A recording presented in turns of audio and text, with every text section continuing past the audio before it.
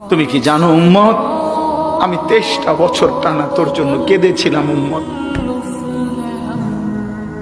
আমি এমন কাঁদা কাঁদছি রে উম্মত তোদের জন্য।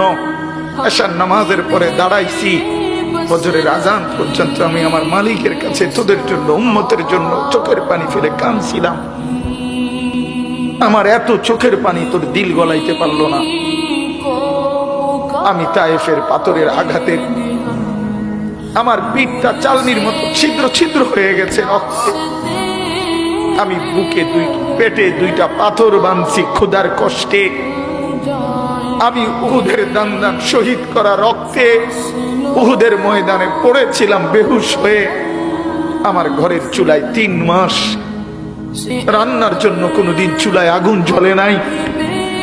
আমার এত চোখের পানি, এত রক্ত, এত ক্ষুধার কষ্ট, কিছুই তোর মন গলাইতে পারলো না, তোরে সেজদা দিতে পারলো না।